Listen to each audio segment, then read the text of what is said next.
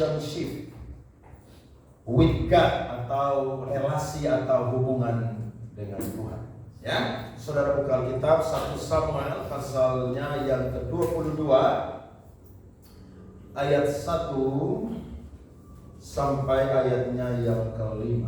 Dengan firman Tuhan saya akan bacakan buat saudara-saudara pada pagi hari ini. 1 Samuel pasal 22 ayat 1 sampai ayatnya yang ke-5. Relationship with God, atau hubungan dengan Tuhan. Daud di Gua Adulam. Lalu Daud pergi dari sana dan melarikan diri ke Gua Adulam. Ketika saudara-saudaranya dan seluruh keluarganya mendengar hal itu, pergilah mereka ke sana mendapatkan dia. Berhimpunlah juga kepadanya setiap orang yang dalam kesukaran, setiap orang yang dikejar-kejar tukang piutang, setiap orang yang sakit hati, maka ia menjadi pemimpin mereka. Bersama-sama dengan dia ada kira-kira 400 orang.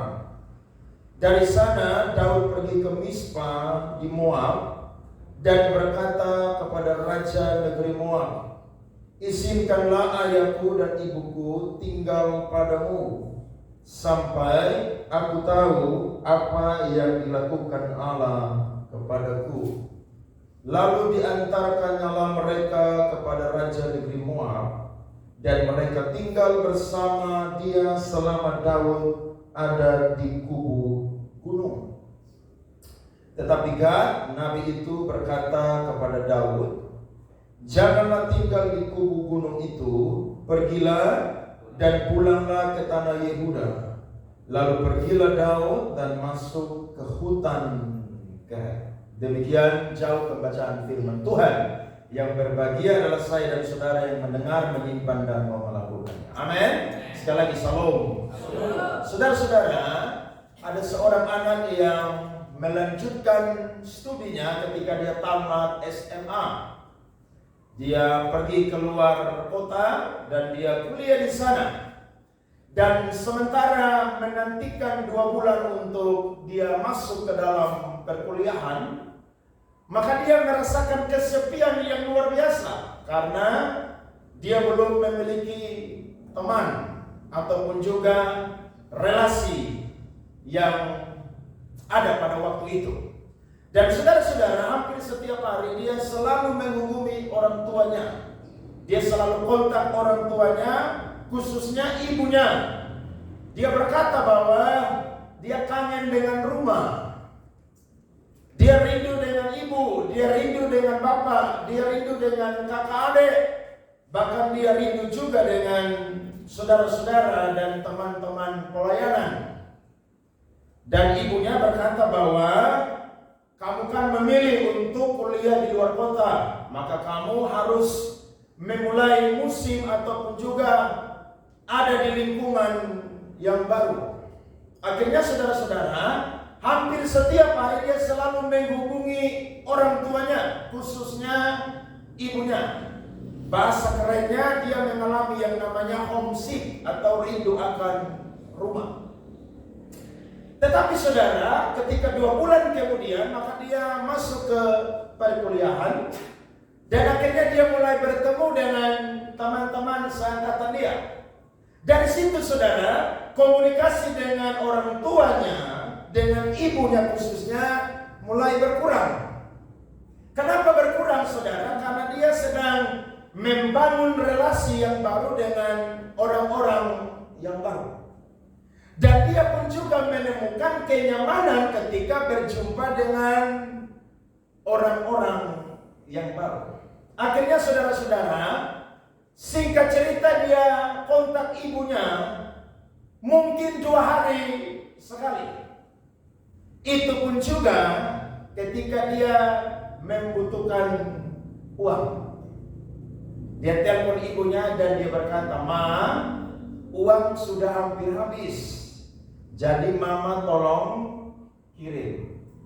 Maka mamanya yang sayang kepada dia mengirimkan uang kepada anaknya yang sedang kuliah di luar kota. Tapi ketika dia mendapatkan uang, saudara, maka anak ini hilang kabar. Nanti ketika uang hampir habis, kemudian dia kontak lagi ibunya. Keadaan menjadi terbalik. Sebelum dia kuliah, tidak bisa dia hitung berapa kali dia kontak ibunya. Tetapi ketika dia sudah kuliah, saudara, justru ibunya yang pusing setengah mati untuk kontak dia. Kenapa, saudara? Karena dia mendapatkan teman atau lingkungan yang baru. Dia kontak cuma butuh apa, saudara? Uang. Adakah di antara saya dan saudara yang pernah demikian? Yang ketika kita berteman dengan seseorang, waktu kita susah saja baru kita kontak dia. Kawan, bisa pinjam uang. Pernah begitu atau tidak? Atau saudara yang pernah melakukan demikian? Saudara kenal orang, saudara butuh dia cuma ketika saudara membutuhkan pertolongan. Ketika saudara sudah mendapatkan pertolongan, maka saudara pergi atau melupakan orang tersebut. Nah, anak muda yang kuliah di luar kota ini, saudara, dia pun juga melakukan hal yang demikian. Dia punya hubungan dengan ibunya, dengan orang tua, dengan keluarganya, waktu dia itu baru mau memulai perkuliahan. Tapi ketika dia sudah memulai perkuliahan, dia sudah mendapatkan teman-teman yang baru, justru dialah yang melupakan hubungan dengan orang tua dan juga orang-orang terdekatnya. Saudara-saudara, orang yang punya hubungan dengan Tuhan tidak sama seperti anak muda ini yang melanjutkan perkuliahan di luar kota. Ketika dia butuh sesuatu, baru dia kontak ibunya. Tapi orang yang punya hubungan dengan Tuhan, mau di dalam keadaan situasi apapun, dia akan selalu berhubungan dengan Tuhan. Amin. Bukan karena dia sedang butuh uang baru dia komunikasi dengan Tuhan. Bukan ketika dia waktu sakit baru dia berdoa kepada Tuhan. Tapi dalam keadaan situasi apapun, dia selalu menjaga relasinya dengan Tuhan. Sebab dia tahu, seperti anak muda ini, dia tidak ditolong oleh orang tuanya, khusus ibunya. Maka dia walaupun punya teman yang banyak yang ada di kampusnya, tapi dia tidak bisa melanjutkan perkuliahannya. Sebab yang memberikan uang adalah siapa, saudara? Ibunya. Betul atau tidak? Berarti saya dan saudara berelasi dengan Tuhan itu jauh lebih penting daripada berelasi dengan manusia yang paling pertama kali. Sebab saya dan saudara tidak bisa hidup dengan kekuatan sendiri, dengan kekuatan sesama kita, tapi kita akan hidup karena Tuhan yang mendukung kita, Tuhan yang mensupport kehidupan saya dan juga saudara. Nah, situasi ini, saudara, dialami oleh Raja Daud. Saudara kalau pelajari tentang Raja Daud, dia orang yang sangat dekat dengan hatinya Tuhan. Sangat dekat. Daud ini adalah anak ke-8, laki-laki dari Isai, saudara, yang tugasnya adalah menggembalakan kambing domba ayahnya 2-3 ekor. Saudara ingat ketika Samuel ingin mempersembahkan korban, maka 7 saudara laki-lakinya Daud itu dipanggil untuk masuk di dalam kualifikasi dan klasifikasi untuk menjadi penggantinya Saul. Tapi ketika Eliab lewat, saudara, maka Samuel yang hampir terkecoh berkata bahwa dia adalah orang yang dipilih dan diurapi oleh Tuhan. Tetapi saudara, Tuhan berfirman, bukan yang dilihat oleh manusia lah yang dilihat oleh Allah. Manusia melihat penampilan luar, tapi Allah melihat hati. Kenapa saudara Tuhan memilih hati? Karena Tuhan tahu Daud bukan sekedar orang yang pandai berperang. Daud bukan sekedar anak muda yang pandai menggembalakan kambing domba. Tapi Daud adalah seorang anak muda yang setiap hari di padang gurun ketika menggembalakan kambing domba, dia punya relasi yang intim atau sangat dekat dengan Tuhan. Amin. Makanya Tuhan pilih Daud. Alasannya tidak lain, cuma satu, hatinya Daud. Saudara lihat, Tuhan punya kualifikasi itu beda dengan manusia. Manusia tuh lihat penampilan luar, kecakapan luar, tapi Tuhan tuh selalu lihat penampilan dalam, yakni hati saya dan saudara. Makanya saya selalu bilang ulang-ulang, Tuhan tidak pernah pilih salah orang. Kenapa? Karena ketika Tuhan pilih orang, orang itu the best menurut Tuhan. Menurut manusia dia tidak bisa, tapi menurut Tuhan dia orang yang the best. Nah saudara-saudara, ketika Daud ini dipuji-puji oleh perempuan Yerusalem, maka Saul ini jengkel, Saul ini mulai kalah dalam pola pikir yang baik, dan akhirnya dia ambil keputusan untuk membunuh Daud. Dan Alkitab mencatat Daud mengembara dari satu tempat ke satu tempat. Dan tiba-tiba saudara, Daud ada di satu tempat namanya Gua Adulam. Adulam itu artinya kubu atau mundur dan bersembunyi. Daud ada di gua ini, saudara, buat apa saudara? Dia melarikan diri dari pengejarannya Saul dan 3.000 prajuritnya Saul. Saudara tahu, Daud itu anak muda yang pandai berperang. Tapi Alkitab bilang kalau orang bijak tuh ketika lihat musuh di depan, dia tuh akan bersembunyi. Daud pandai berperang saudara, tapi Daud adalah pribadi yang tidak bisa untuk menghadapi pertempuran melawan Saul dan 3.000 orangnya secara bukan yang namanya 1 lawan 1. Tidak bisa. Daud harus lawan yang namanya 1 lawan 1. Nah ketika Daud dikejar oleh Saul dan 3.000 orang pasukannya, Daud tidak punya kekuatan. Tidak bisa. Walaupun dia tahu bahwa Allah menyertai dia, tapi dalam keadaan dan situasi pada waktu itu, dia belum menjadi raja, sehingga dia belum memakai kekuasaannya untuk bisa menyelesaikan Saul dan 3.000 pasukannya. Tapi saudara-saudara, itu tidak penting menurut saya. Yang paling penting adalah ketika Daud ada di Gua Adulam, apa yang dia buat di sana. Amin. Itu yang paling penting. Saudara ada di mana hari ini itu tidak penting.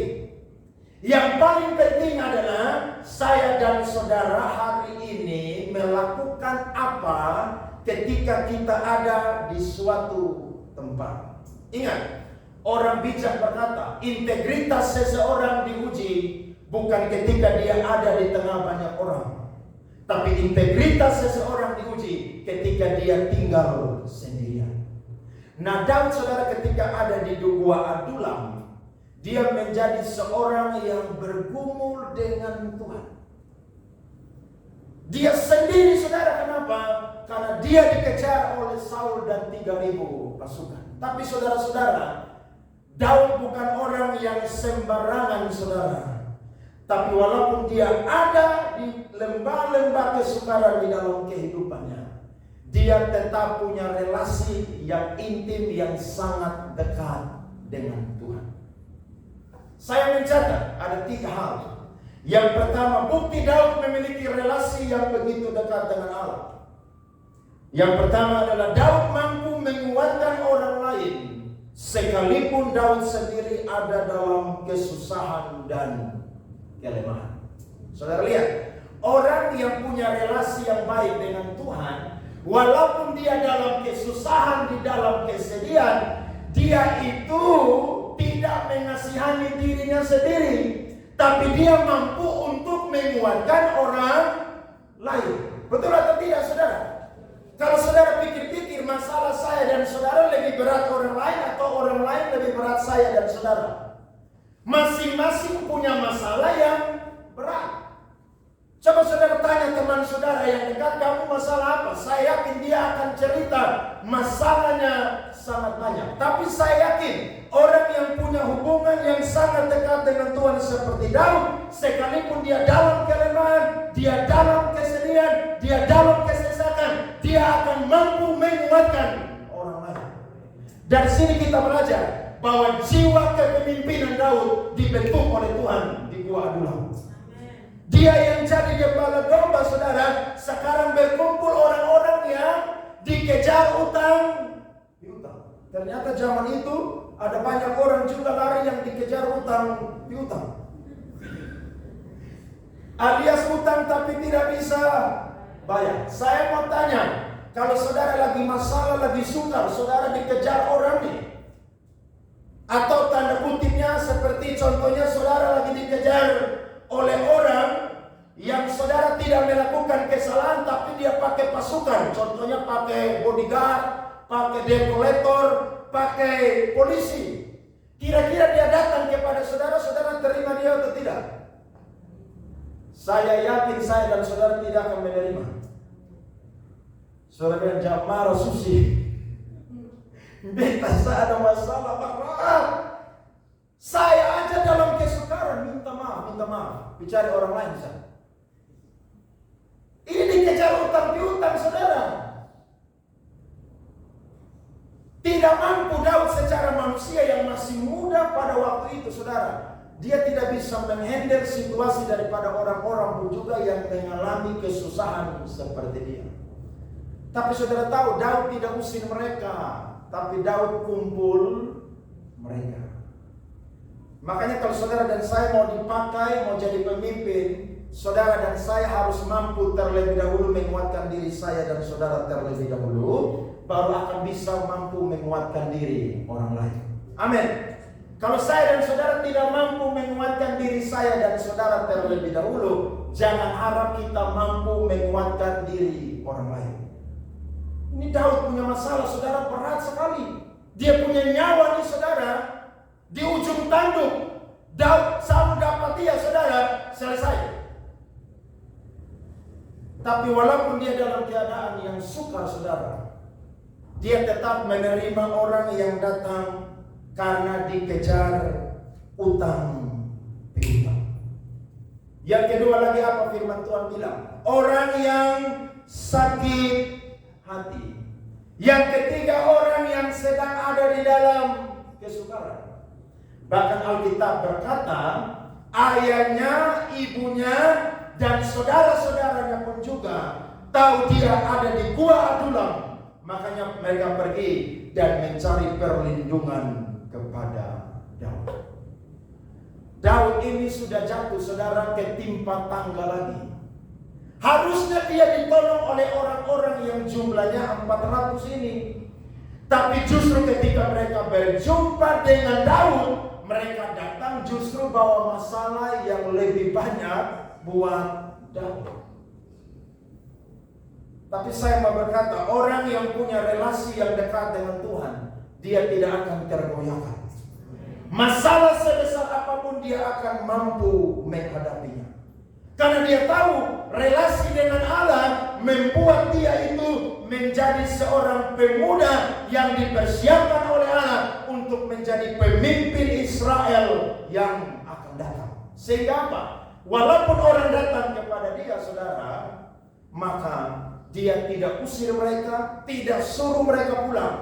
Tapi justru mereka berkumpul dalam situasi yang sama, susah sama-sama. Dan mereka, saudara, memperkuat hubungan mereka ketika mereka ada di Gua Adulam. Saya dan saudara harus punya relasi yang baik dengan Tuhan, tidak ditentukan oleh musim, situasi, dan keadaan. Amin.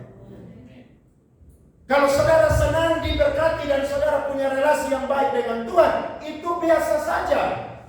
Tapi ketika saya dan saudara dalam kelemahan dan saya dan saudara mampu menjaga apa yang terjadi dalam kehidupan kita, bahkan orang yang datang kepada kita, saudara, dan mereka membutuhkan pertolongan, saudara, kita tidak suruh mereka pergi, tapi kita mendoakan mereka, menguatkan mereka, karena kita tahu hubungan kita dengan Tuhan mampu mempengaruhi orang yang sedang bermasalah yang datang kepada kita.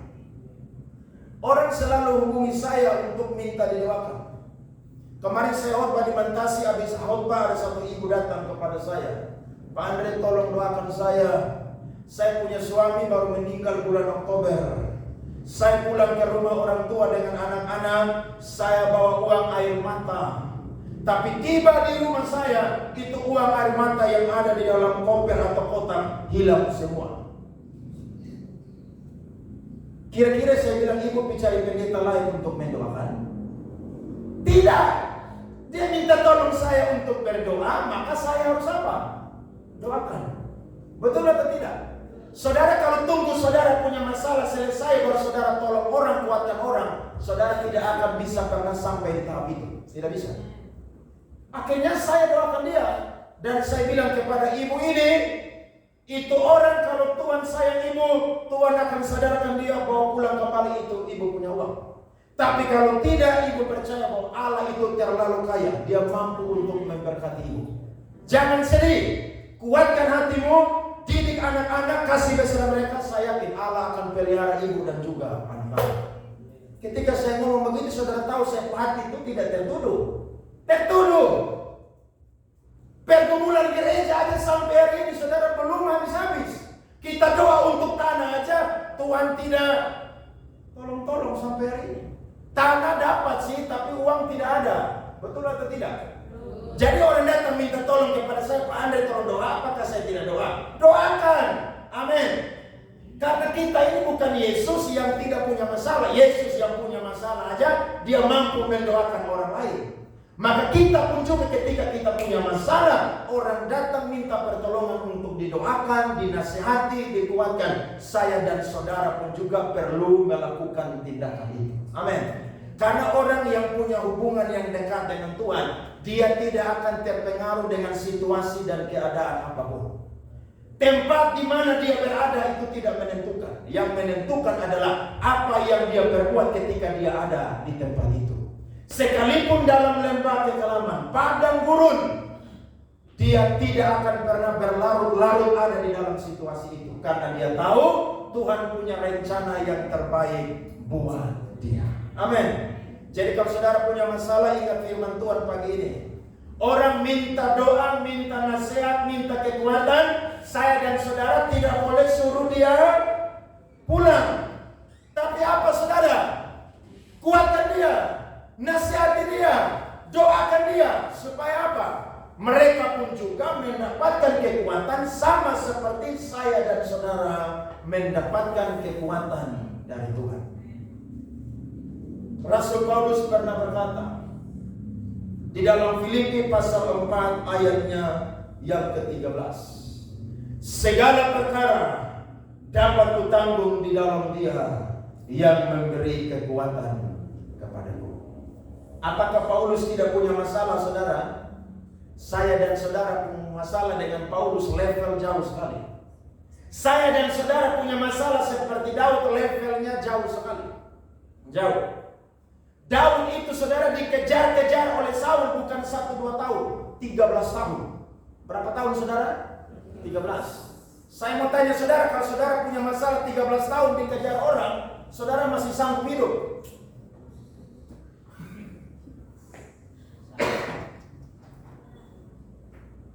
Saya yakin saudara bilang jembatan di Liba adalah tempat terakhirku di sana. Bukan 1-2 tahun, 13 tahun. Wih, saya pikir saudara, kita yang doa 1-2 tahun aja, hampir-hampir kita bilang Tuhan cuti Tuhan. Kita doa buat gereja di tempat ini kurang lebih sudah 5 tahun butuh tanah. Rasa-rasa kayaknya cuti Tuhan, satu hari tidak doakan KPJ. Kenapa? Capek. Tapi Daud ini saudara belajar menguatkan hatinya dia. Karena dia tahu saudara bahwa Tuhan memberikan kekuatan kepada dia karena dia punya hubungan yang dekat dengan Tuhan.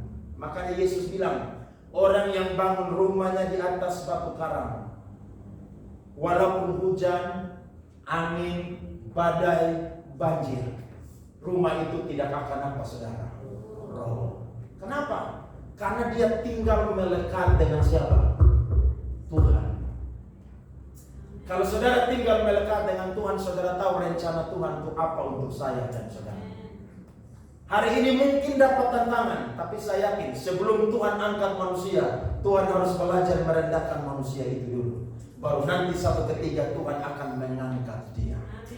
Makanya Daud bilang, engkau mengangkat tandukku seperti tanduk benteng. Pialaku penuh dengan melimpah. Kenapa? Karena dia tahu bahwa justru dalam kelemahanlah kuasa Tuhan itu nyata sempurna.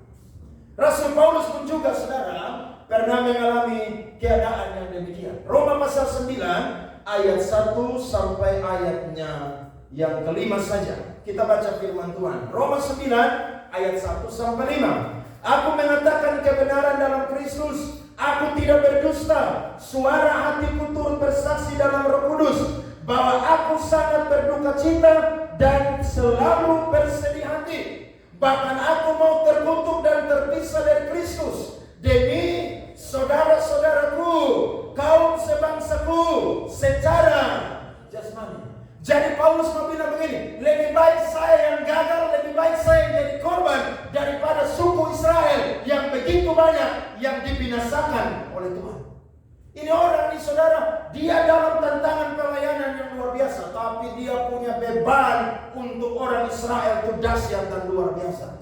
Bahkan dia bilang ayat 4 sampai 5, sebab mereka adalah orang Israel, mereka telah diangkat mencari anak, dan mereka telah menerima kemuliaan dan perjanjian-perjanjian dan hukum Taurat dan ibadah dan janji. Mereka adalah keturunan bapa-bapa leluhur yang menurunkan Mesias dalam keadaannya sebagai manusia yang ada di atas segala sesuatu. Ia adalah Allah yang harus dipuji sampai selama-lamanya.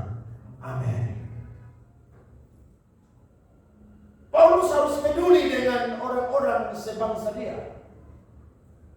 Jadi saya dan saudara ketika dalam kesesakan pergumulan, ingat relasi kita dengan Tuhan. Jadi saudara tidak ada uang pun juga orang datang untuk minta doa. Bapak doa kasih saya, ibu doa kasih saya supaya saya punya uang. Saudara bikin apa? Doa kasih dia. Sekalipun saudara punya dompet itu lagi kosong. Bisa atau tidak? Jangan sampai saudara bilang, Bapak Jamara kita juga lagi butuh uang, jadi Bapak mencari orang lain. Tidak bisa. Saya dan saudara ini punya roh Tuhan di dalam kehidupan kita. Orang yang punya roh Tuhan, dia akan kuat menghadapi situasi tekanan apapun di dalam kehidupannya. Dia tidak akan menyerah. Orang minta dukungan, dia akan dukung. Kenapa? Karena dia tahu relasi dengan Tuhan membuat dia kuat, saudara. Tantangan sebesar apapun tidak akan mengganggu hubungan dia dengan Tuhan.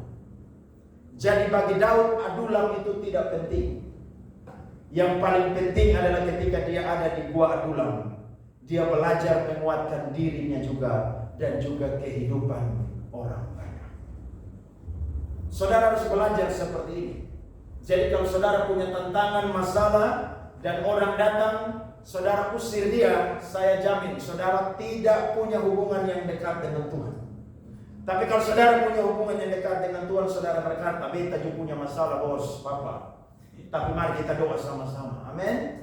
Yakin dan percaya 2-3 orang berkumpul menyebut nama Tuhan, Tuhan hadir, mujizat Tuhan pasti akan terjadi. Daud dewasa. Makanya Tuhan lihat orang punya hati begini, Tuhan siapkan dia menjadi seorang pemimpin di hari esok. Saya selalu berkata kepada adik mau jadi pendeta, kamu harus bisa belajar mengalahkan dirimu terlebih dahulu, baru bisa mengalahkan diri orang lain. Kamu harus bisa pimpin dirimu, baru bisa pimpin orang lain. Kamu harus bisa kuat untuk mengendalikan jiwa rohmu, baru kamu bisa mengendalikan jiwa dan roh orang lain. Sebab apa? Pemimpin itu orang yang paling bertanggung jawab di dalam kepemimpinan. Ketika pemimpin jatuh, saudara, maka umat itu pasti akan selesai. Makanya Herodes tangkap Petrus, dia berkata, saya khotbah minggu lalu, ketika dia bunuh Petrus, maka orang Kristen akan tercerai-berai dan meninggalkan Tuhan. Justru Tuhan tahu bahwa Petrus ini sosok guru. Lewat Petrus gereja harus berdiri. Makanya sebelum Petrus ditangkap dan dibunuh, saudara, Tuhan utus malaikat untuk membebaskan Simon Petrus dari penjara. Kenapa, saudara? Karena Petrus adalah calon pemimpin yang hebat yang akan dipakai oleh Tuhan. Jadi belajar kuatkan diri saya dan saudara terlebih dahulu. Belajar seperti Paulus, bahwa segala perkara dapat kutanggung di dalam Dia yang memberi kekuatan kepadaku. Amin. Jadi kalau punya masalah jangan umbar-umbar. Jadi kalau punya pergumulan, tantangan, jangan saudara posting-posting supaya orang tahu. Tidak perlu. Saudara komunikasi dengan Tuhan, bangun relasi dengan Tuhan. Saya yakin Tuhanlah yang paling mengerti. Saudara dan saya punya pergumulan, tantangan hidup, kesesakan, bahkan juga kebutuhan di dalam kehidupan kita. Tuhan yang paling tahu. Daud harus dengar Nabi Gad, saudara, dan dia harus antar orang tuanya, dan dia harus berpindah dari Adulam. Bagi Daud Adulam tidak penting, tapi apa yang dia buat kepada Tuhan dan kepada sesama, itulah yang paling penting. Itu ciri orang yang punya relasi yang dekat dengan Tuhan. Yang kedua, saudara, Daud tetap menjaga komitmennya untuk selalu bernyanyi, bersyukur, dan bermazmur bagi Tuhan, walaupun dia ada dalam bayang-bayang maut. Dia selalu bernyanyi, dia selalu bersyukur, dan dia selalu bermazmur bagi Tuhan.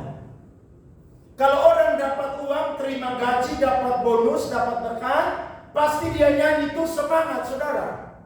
Pasti dia lompat-lompat sambil uang itu dikipas-kipas. Kenapa? Karena dia bahagia ketika dia mendapatkan uang, berkat, bonus. Tapi apakah ketika dia dalam lembah bayang-bayang maut dia masih bisa bernyanyi? Masih bisa bersyukur? Masih bisa yang namanya bermazmur bagi Tuhan?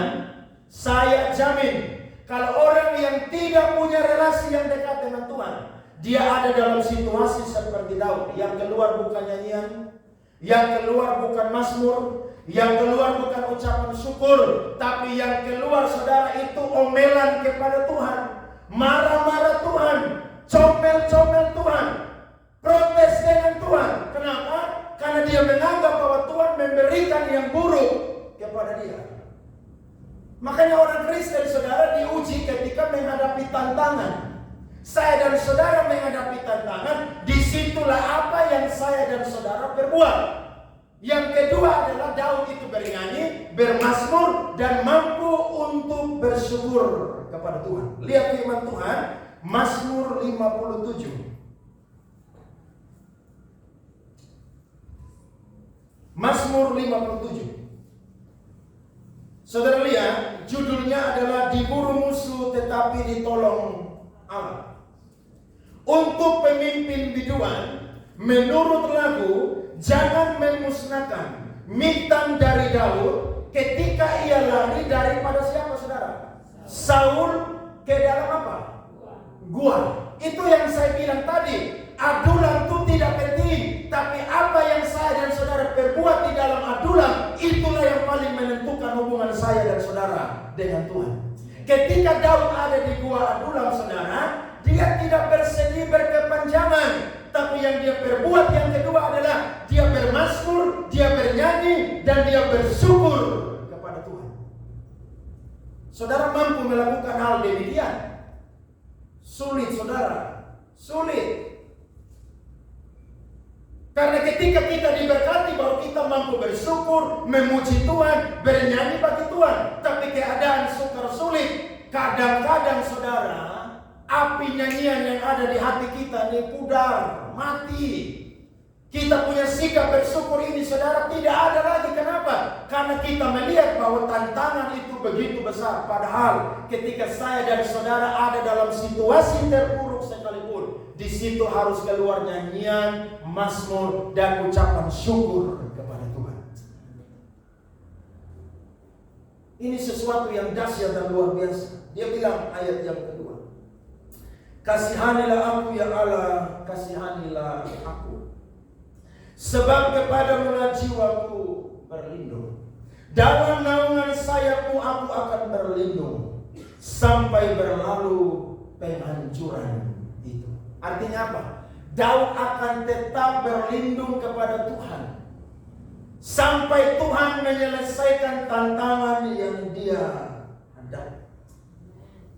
Aku berseru kepada Allah yang Maha Tinggi, kepada Allah yang menyelesaikannya bagiku. Kiranya Ia mengirim utusan dari surga dan menyelamatkan aku, mencela orang-orang yang menginjak-injak aku. Kiranya Allah mengirim kasih setia dan kebenarannya. Lihat ayat 5-6. Aku terbaring di tengah-tengah singa yang suka menerkam anak-anak manusia, yang giginya laksana tombak dan panah, dan lidahnya laksana pedang tajam. Tinggikanlah dirimu mengatasi langit ya Allah, biarlah kemuliaanmu mengatasi seluruh bumi. Mereka memasang jaring terhadap langkah-langkahku, ditundukkannya jiwaku. Mereka menggali lubang di depanku, tetapi mereka sendiri jatuh ke dalamnya. Lihat ayatnya yang ke-8-11. Hatiku siap ya Allah, hatiku siap. Aku mau apa saudara? Menyanyi. Aku mau apa? Bermazmur. Bangunlah hai jiwaku, bangunlah hai gambus dan kecapi. Aku mau membangunkan fajar. Aku mau bersyukur kepadamu di antara bangsa-bangsa ya Tuhan. Aku mau bermazmur bagimu di antara suku-suku bangsa. Sebab kasih setiamu besar sampai ke langit dan kebenaranmu sampai ke awan-awan. Relasi yang dekat intim dengan Tuhan menghasilkan pujian, nyanyian, ucapan syukur dari hati dan dari mulut kita. Amin.